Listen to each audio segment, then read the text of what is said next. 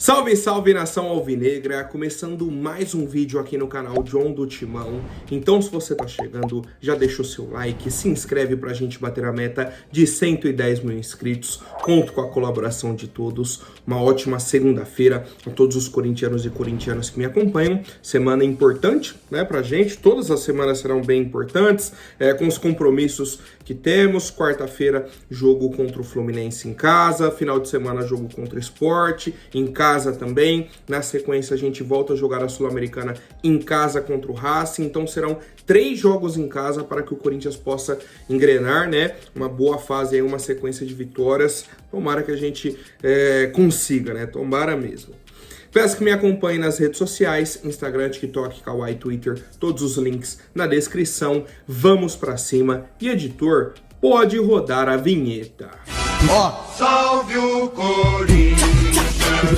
Bom, família, quero apresentar para vocês a Mais Ágil, parceira aqui do canal John do Timão. Para você que quer fazer a antecipação do seu FGTS, aproveitem. Temos aqui o telefone no banner, temos também o link na descrição que joga direto no WhatsApp da Mais Ágil. Tudo rápido, simples, bem tranquilo, para você já antecipar esse valor e aproveitar para fazer um investimento, comprar algo que você queira, fazer uma viagem. Não importa qual seja o seu objetivo financeiro, a Mais Ágil é a solução rápida e simples, tá? E além disso, quem fizer a antecipação da FGTS com a Mais Ágil vai concorrer a um sorteio de uma camisa do nosso Coringão direto com eles. Então aproveitem, vamos pra cima e vai Corinthians! Bom, acompanhei os comentários do nosso vídeo de ontem. Muitos comentários, muitas análises, isso e aquilo, tal. E um dos temas mais debatidos e que faz sentido até é a questão do Matheus Donelli. Vi muita gente concordando com aquilo que eu falei, a questão aí do Matheus Donelli não estar preparado para ser o goleiro reserva do Corinthians. Só que ainda assim, vi muita gente defendendo o Matheus Donelli. Ah, mas aí você tá colocando a culpa da derrota em cima do Matheus Donelli. Ah, a culpa foi do Carrilho, a culpa foi do fulano, a culpa é do sistema defensivo, a culpa é do meio-campo. Cara, eu falei também isso no vídeo de ontem. Tanto que eu fiz análise sobre o jogo, acabou, aí eu falei, agora vamos falar só do Matheus Donelli, sobre os 2 lances de gols do Palmeiras. Se o Corinthians tivesse entrado no sábado com o Hugo Souza no gol, a gente perderia o jogo da mesma forma, porque o Corinthians chutou apenas uma vez no gol adversário, aos 46 do segundo tempo, com o lateral esquerdo Hugo. Ou seja, o Corinthians não jogou bola. O Hugo não tomaria nenhum dos gols que o Matheus Donelli tomou, né, naqueles 2 lances, mas a gente iria tomar um outro gol de alguma outra forma, porque o time do Corinthians não entrou para jogar bola. A culpa da derrota não é do Matheus Donelli. A culpa da derrota do jogo contra o Palmeiras não é do Donelli. Mas isso não muda o fato de que hoje ele não está preparado para jogar com a camisa do Corinthians. Ponto final. É uma afirmação, eu afirmo isso com tranquilidade, né? Essa análise é bem tranquila. Tivemos até um levantamento feito sobre, até uma comparação assim um pouco desleal, mas são dados de 2025, tá? Então, desse ano. Hugo Souza tem 16 jogos e não tomou nenhum gol de fora da área esse ano. Nenhum, em 16 jogos. O Matheus Donelli, em 9 jogos, tomou 4 gols de fora da área. É um dado que, obviamente, é negativo para a equipe do Corinthians, né? Mas reflete um pouco do que representa o Matheus Donelli na meta do Corinthians. Ponto. Certo? Então, só para a gente amarrar aí o que foi debatido no vídeo de ontem sobre o jogo, né? O clássico contra o Palmeiras, não foi culpa do Donelli a derrota. Mas ele faz parte do problema. Tá? Ele faz parte do problema e, se faz parte do problema, a gente precisa de uma solução. Enfim, família, outras atualizações que tivemos nesse final de semana, nem deu tempo de falar no vídeo de ontem, mas a gente precisa trazer aqui. Tivemos cantos homofóbicos da torcida do Palmeiras no jogo de sábado, direcionados para o Ângelo Romero, atacante do Corinthians. Romero falou ao fim da partida, né? Ele falou, tem que perguntar lá para presidente do Palmeiras se ela tá preocupada, se isso e aquilo. Ele falou, e a gente sabe que não vai acontecer nada, porque se fosse na Neoquímica Arena, teríamos punição e tal, mas como a gente já sabe quem foi que fez, onde aconteceu e tudo mais, não vai acontecer nada, né? Então essa foi a resposta do Ângelo Romero sobre essa situação. Quero lembrar aqui que o Corinthians, no futebol brasileiro, da Série A, foi o único time punido por cantos homofóbicos. Foi o único time que jogou com portões fechados. O único time em 2023, um jogo contra o Vasco. O Corinthians não pôde ter a sua torcida na Neoquímica Arena por uma punição por cantos homofóbicos. E aí eu pergunto para vocês, teremos punição para a torcida do Palmeiras? Vai acontecer alguma coisa? Ou a punição é só contra o Corinthians? Mas o árbitro relatou na súmula, né, os objetos atirados em campo. Tivemos, acho que um chinelo, 2 cabeças de galinha e não lembro agora quais foram os outros, tá? Mas foi tudo relatado na súmula. Veio muito debate, né, de torcedores, falando da cabeça de porco, isso e aquilo. Cara, a torcida do Corinthians provocou, a torcida do Palmeiras provocou, faz parte. É questão da torcida. Volto a questionar. A mesma punição que tivemos para o Corinthians em questão de multa, né, naquela época, e para o torcedor corintiano, teremos para os torcedores do Palmeiras que fizeram isso e para a equipe do Palmeiras? É o único questionamento. Único questionamento. Por quê? O que a torcida do Palmeiras fez foi uma resposta ao que a torcida do Corinthians fez. Ponto. Segue o jogo, tá? Segue o jogo. Agora, fora de campo, a punição tem que ser a mesma. Tem que seguir a mesma linha. É o que eu penso e eu quero saber a opinião de vocês, família. Bom, agora falando da nossa equipe, tivemos aí o treinamento ontem, né? Hoje a gente segue aí a preparação para o jogo de quarta-feira contra a equipe do Fluminense. Cara, vi pouco do jogo de ontem do Fluminense Santos, mas o pouco que eu vi, vou falar para vocês, o time do Fluminense tem alguns problemas, né, de ofensivos, inclusive dá muitos espaços, e vou falar para vocês, eu vi mais ou menos uns 15, 20 minutos de jogo ali de Fluminense e Santos ontem. Que jogo feio, cara. Jogo difícil de assistir, tá? Pelo nível técnico das duas equipes, nível tático também, né? A disposição ali e tudo mais.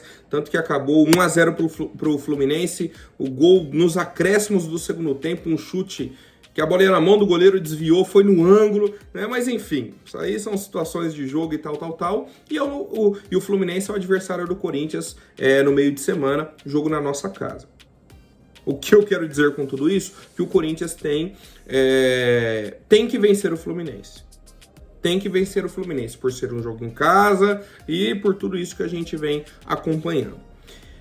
Pontos extremamente positivos, né? Novidades extremamente importantes para a torcida do Corinthians.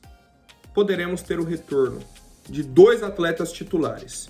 O primeiro deles, o senhor Gustavo Henrique, treinou e tem a chance de jogar quarta-feira. O segundo é o senhor Fabrício Angileri. Cara, se a gente tiver o retorno desses 2 atletas, já muda a cara do Corinthians no setor defensivo. Já é outro time. A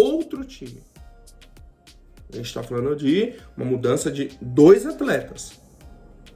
Para vocês entenderem o nível do nosso time reserva. O nível do nosso elenco, né, das peças de reposição.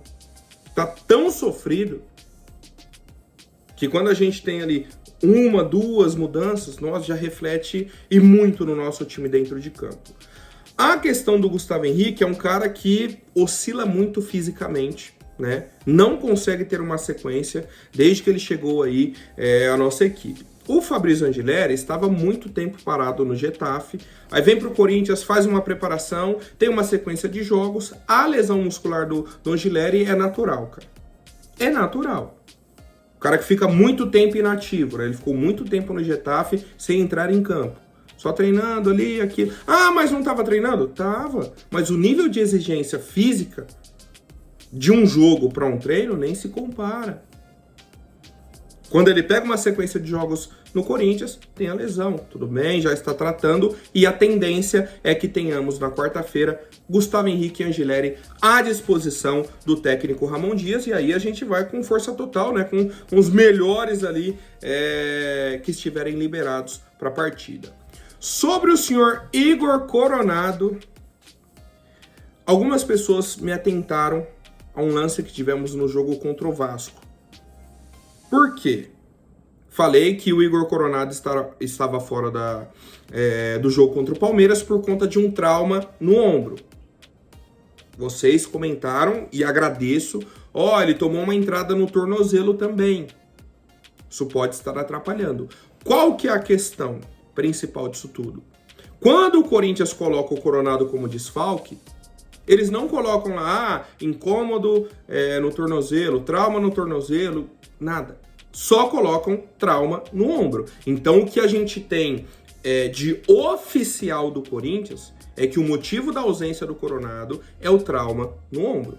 E não algo no tornozelo, no pé dele. Tá? Então a gente aguarda aí o retorno. Coronado segue como dúvida e vamos acompanhando. Tá? Família, quero agora falar sobre a nossa Liga Fantasy lá no SofaScore. Parabenizar aí o pessoal que venceu essa rodada, né? Que esteve aí na liderança. O time do Mzinho OP. Temos aí o Gabriel Pires na segunda colocação, o Duck Pack na terceira, Ricardo Ventura e, por fim, o Vitor Inácio Santos de Lima. Tá? Então, o ranking aí, os 5 melhores da rodada de número 3 do Campeonato Brasileiro. Para você que quiser participar da nossa Liga Fantasy, fica aqui o convite, tá? Temos lá, você abre lá o aplicativo do SofaScore, no menu, o botãozinho do meio Fantasy, cria o seu time, vai em ligas, procurar liga, e aí você coloca o código B90AD, vai aparecer a Liga John do Timão para você fazer parte. E vamos para cima, né? Já temos aí mais de 100 participantes, a nossa meta é batermos aí 1000 participantes na nossa liga, mas estou bem feliz, estou acompanhando aí o desempenho do pessoal. Vamos para cima e vai Corinthians! Bom, a última novidade é uma matéria da Gazeta Esportiva, tá? Então já para o torcedor saber qual que é a base do assunto aqui, de onde que vem todas essas informações. A Gazeta Esportiva teve acesso a um inquérito do caso VaideBet.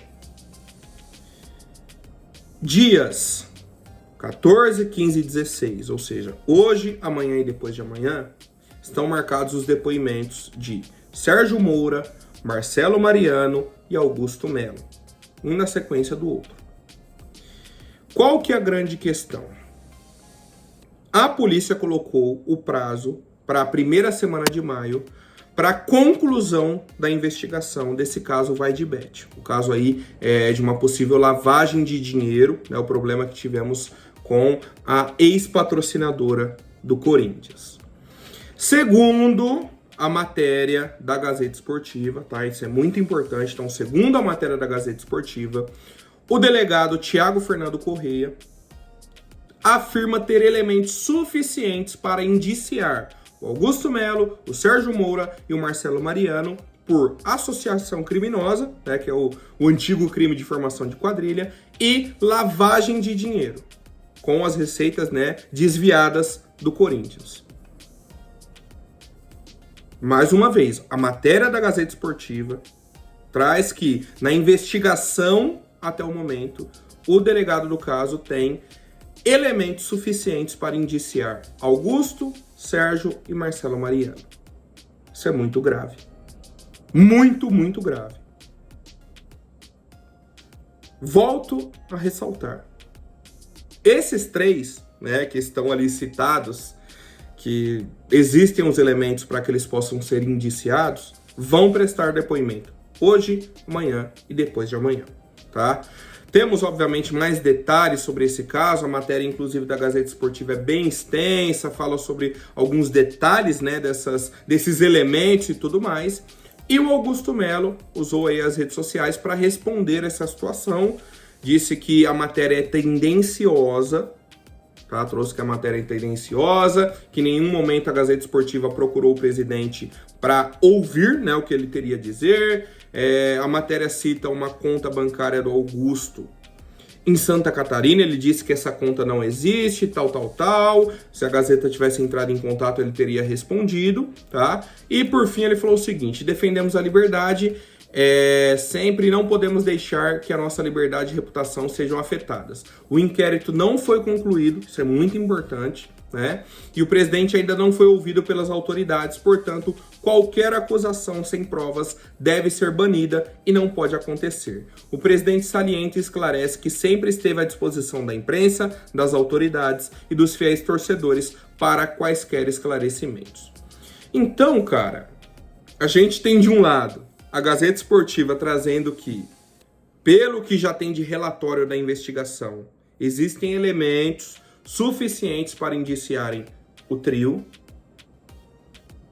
E do outro lado a gente tem, obviamente, a investigação que ainda não acabou. Não acabou. E hoje, amanhã e depois de amanhã, com os depoimentos, Augusto Melo, Sérgio Moro e Marcelo Mariano não estão indo lá depor como testemunhas. Estão indo lá depor como investigados. Investigados. Isso é muito importante também, o torcedor corintiano ter ciência. Então, cara, esses próximos 3 dias serão tensos nesse sentido da parte política do Corinthians. Porque se a gente tiver um resultado desfavorável ao atual presidente do clube, isso mexe com a estrutura inteira do Corinthians. Mexe muito. Tá? Então, assim, cara, eu tô até apreensivo com essa situação, tá? Até um pouco apreensivo, aguardando aí atualizações. É um processo demorado, como a gente disse, a conclusão, né, o prazo que a polícia colocou é para a primeira semana de maio e aguardamos atualizações. Quero saber a opinião de vocês, né? Uma situação bem grave, não é uma brincadeirinha, não é o Romeu Tuma contra o Augusto, não. É uma situação, um caso de polícia, uma investigação sobre crime organizado, lavagem de dinheiro e formação de quadrilha, tá? Então a gente aguarda aí a conclusão oficial do inquérito e seguimos acompanhando. Vamos pra cima e vai Corinthians, deixa o like no vídeo, deixa o seu comentário também sobre todas essas situações. Um abraço e vai Corinthians!